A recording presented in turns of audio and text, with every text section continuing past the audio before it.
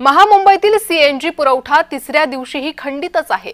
मुंबईकरांच्या अडचणींमध्ये कमालीची वाढ झाली आहे। पेट्रोल पंपावर किलोमीटरभर रांगा लागल्यात, तर वाहनांच्या या मोठ्या रांगा पेट्रोल पंपावर पाहायला मिळतात। रिक्षा आणि टॅक्सी चालक कमाई विना रखडले।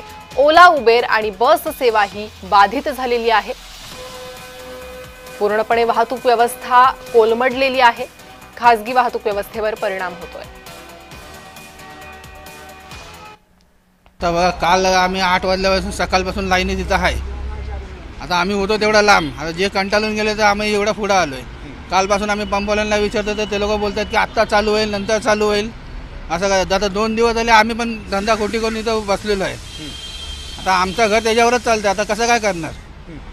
आता बहुतेक जण बोलतात पेट्रोल टाकून चालू, आता पेट्रोल एवढा महाग आहे आणि कंपनी तेवढे आम्हाला रेट नाही देत, तर पेट्रोलमध्ये आम्हाला काय परवडणार आहे? आता 2 दिवस झाले आमची गाडी उभी आहे।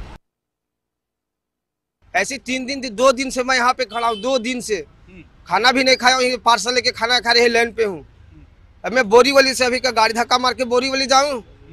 पहले को सरकार के चेतावनी देना चाहिए। सीएनजी इतना दिन से बंद रहेगा, 3 दिन। अभी सीएनजी वाला से पूछो भैया, 2 दिन में खाली रहेगा, 2 घंटा में चालू रहेगा। कल से बोल रहा 2 घंटा हर जगह। सरकार के तो कम से कम ये तय करना चाहिए। पब्लिक तो तय नहीं, पब्लिक ही तय करेगा तो सरकारें बंद करे ये सब चीज। जब पब्लिक ही अपने से तय करेगी तो अरे महंगा हो 2 रुपया या कम या ज्यादा, जब पब्लिक ही तय करे तो सरकारें क्यों है? ऐसे नहीं होना चाहिए।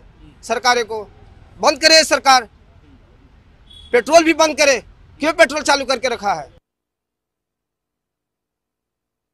यहाँ पे मत लगाओ, आगे लेके जाओ, नहीं मानते तो लोग फाइन मारते हैं। अभी वहाँ ट्रैफिक हो जाता है। टैक्सी का लाइन है, रिक्शे का लाइन है, प्राइवेट गाड़ी का है, ओला उबर का है, सब गाड़ियाँ लाइन से लगी है। रिक्शा ये सीएनजी मिल नहीं रहा है। 3 दिन 2 दिन हो गया, आश्वासन देते हैं अभी चालू हो रहा है, अभी चालू होएगा। ऐसा करके सुबह 7 बजे से दोपहर तक हम लोग खड़े थे, फिर बाद में घर गए, खाना वाना खा के फिर वापस आके लाइन में है। अभी देखो सुबह हो गया, 4 बजे से बोले अभी चालू होएगा। पंप खराब है, मशीन खराब है, अभी वो ऑपरेटर आएगा वो करेगा। ऐसा करके इन लोगों ने टाइम पास कर दिया। अभी भी कोई उम्मीद नहीं है।